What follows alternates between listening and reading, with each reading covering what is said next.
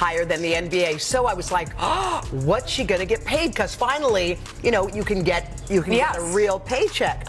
And then I saw it, and I was like, this can't be right, because this is what it is. In the first year, Caitlin Clark will earn $76,535. That's considered the marketing savior for the sport. The Indiana Fever are in complete shock after Caitlin Clark. The undisputed queen of college basketball revealed a contract detail that has even seasoned sports analysts blinking twice. She was just listed as something that is really, really impressive. She was listed as one of Forbes 30 under 30 for. Caitlin Clark, whose rookie season ended in heartbreak, reveals her off-season plans outside of basketball. Her stock couldn't be higher with her jaw-dropping stats of averaging 27.8 points per game and dishing out 8.6 assists in the previous season, but no one expected her to pull this off. And honestly, who can blame the Fever for being stunned? Caitlin Clark finished up one of the most remarkable years of basketball playing in quite some time. Let's now discuss the juicy specifics and the actual shockwaves that this decision has caused. Throughout the basketball world, Caitlin Clark snags another honor. She's made the Forbes 30 under 30 list. Clark, who is just 22 years old, is the only professional women's basketball player on this list. Since she first took the court, Caitlin Clark has been a mystery. But this contract move is the kind of drama that the WNBA didn't even realize it needed.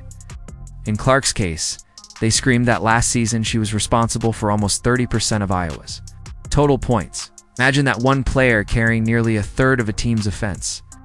And now that kind of talent is on the table for a professional contract that reportedly includes clauses never seen in WNBA history. Yes, you read that right. The point that I'm really not understanding in all of this, and I feel like it's been such a pattern throughout the entire season, it feels like there are still certain people within the WNBA who want the league to grow, but they don't want it to grow if it's certain people at the face. According to rumors, the agreement includes an endorsement revenue sharing arrangement, which is unprecedented in the league's history. Clark, who has already earned over $3 million in college-level name, image, likeness deals, appears to have negotiated a way to continue receiving endorsement money after entering the professional ranks. The 2024 WNBA salary cap is a meager $1.42 million per team. But Clark has managed to put herself in a situation where her off-court earnings could surpass the payroll of her whole team. Take a moment to process that. The first pick in the 2024 WNBA draft, the Indiana Fever select Caitlin Clark. According to reports, Clark is reportedly firing hard in the next draft. Now there's the reality of managing what can only be called a walking brand in addition to selecting a player. She's a marketing fantasy due to her social media reach. Alone having over 1.5 million followers across all platforms, more than the entire Fever team combined. You're deluding yourself if you believe that this contract is only about basketball. It's also about leverage and a 21-year-old reading the playbook. She just absolutely did it all and became a magnet for attention and an icon for sports fans, certainly little girls, certainly mine as well. The kicker is that insiders say Clark's camp has pushed for a revenue-sharing model where a percentage of ticket sales, jersey revenue, and even streaming royalties could be funneled her way. If this detail holds true, it's a game-changer not just for Clark, but for every future WNBA player who dreams bigger than the league's current pay scale. Clark's potential draft position, likely number 1 overall, means she could command the rookie max salary, just set at $74,500 per year. The reality is that, as from a marketing perspective, Caitlin Clark is worth more than almost any pro basketball player in the world. Imagine the Fever Arena filled with 8,000 fans, each purchasing a ticket. It's a hot dog and a jersey with Clark's name on it. Suddenly, those ticket sales aren't just funding the team. They're also lining Clark's pockets. The average attendance for the Fever in 2023 was about 4,000 per game, one of the lowest in the league. Clark's NCAA Final Four performance won over 9.9 million viewers, setting a record for women's basketball. She can do that at the collegiate level. Just think of What will happen when her name appears on WNBA jerseys? Clark was largely responsible for Iowa's 200% boost in gear sales during her run in the NCAA tournament. According to some estimates, her rookie season jersey sales alone could reach $1 million. Her contract does contain the rumored revenue sharing clause. Let's just say that the Fever will be spending more on Clark's jersey than they have ever spent on their courtside popcorn. It wasn't what it is. The quality of basketball may have been up to snuff, and you had somebody as popular as Cheryl Swoops, who had her own signature shoe, had to deal with Nike and all of this other stuff. But the bottom line is, very few people gave a damn.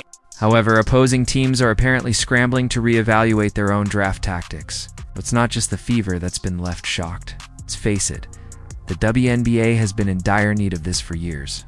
Clark's historic contract may have ripple effects around the league, causing other teams to reconsider their approaches to rookie signings and marketing agreements. Low salaries have been a problem for the league. Low levels of media coverage and passive fan interaction. Clark's business acumen and celebrity, even if the league office is reportedly having emergency meetings. Human is the driving force behind the reform that fans have been calling for. How do you control a rookie who is already more powerful than the league? Although some purists may object to the idea of a rookie outturning veterans, let's not pretend that this league doesn't desperately need the kind of buzz Clark creates. Clark's contract may force the WNBA to reevaluate its entire pay structure, possibly opening the door for other well-known players to demand more equitable compensation. Wonder if Caitlyn, in every post-game press conference, she came out and talked about the kind of hateful comments that she was getting. If she came out and told everybody the reason why she has personal security that goes with her every single place, it's a lot. And so it's not just Caitlin Clark fans or Indiana Fever fans. It is not all going in one direction. In essence, Caitlin Clark is becoming a one-woman brand powerhouse. She has already signed contracts with big businesses like Nike, Buick, and Topps, and one of her close friends suggested that if she continues on her current path, her endorsement income could surpass $5 million yearly. Just around $17 million is the total WNBA salary cap for all 12 teams combined. Soon, Clark's off-court income may equal the league's total compensation. The state of Indiana, after a difficult first WNBA season, where the Connecticut Sun eliminated the Fever in the first round of the playoffs, as Caitlin Clark, a rookie, is finally getting some downtime.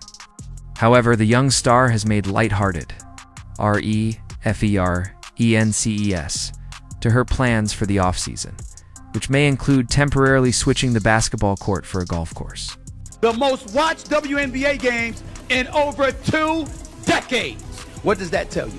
That tells you that before Caitlin Clark came along, it wasn't nearly as popular. Clark, the top pick in the 2024 WNBA draft, makes just over $76,000 this season, with a 4-year contract worth $338,500,182, highlighting the financial disparity between the WNBA and the NBA. In contrast, Zachary Raker, the first pick in the NBA draft, signed a 4-year contract worth an incredible $57 million. This discrepancy highlights the difficulties faced by WNBA players, who frequently decide to play abroad in the offseason in order to earn more money. Could you imagine if it was the roles were reversed? If Caitlin Clark, 2 white girls, made a video mocking it, what the reaction would be? I mean, let's just be honest. I don't want to go, what about Favre? But what about Favre? It's the truth. Kathy Engelbert, the commissioner of the WNBA, has recognized these financial realities and underlined the necessity of sustained expansion. Engelbert noted that in order to provide players with greater compensation and benefits, the league must grow in terms of both clubs and revenue sources. The league appears to be headed in the right direction based on recent achievements, including a historic media rights agreement, 3 new expansion teams, and a rise in fan interest in chartered flights. The WNBA, well before this year. This is not a new thing. Sure. This is, and in that way, I do think Caitlin's being used as a pawn. Caitlin didn't bring citizens to the WNBA. This has been happening. For now, Clark appears content with a well-earned break, some time on the golf course, and maybe some time to think back on an incredible rookie year, not to mention the media circus ESPN, Fox Sports, and even international outlets have been following Clark's every move, making her a global phenomenon before she has even set foot in the WNBA. Clark's first season has also coincided with a surge in the popularity of the WNBA. Her star power has been a driving force both on and off the court. As the league continues to evolve, they're getting a full-fledged media machine if the Fever does land her, not just a player. Whether you're a diehard fan or a casual observer, you can't deny the seismic impact this contract revelation is having on the WNBA. If the Fever thought they were just drafting a player, they had better reconsider. Imagine the broadcast rights, sponsorship deals, and social media engagement. It's not just a win for the Fever, it's a win for the WNBA as a whole, the Fever or whichever team signs. Her will need to assemble a roster that can complement her star power without ultimately being overshadowed.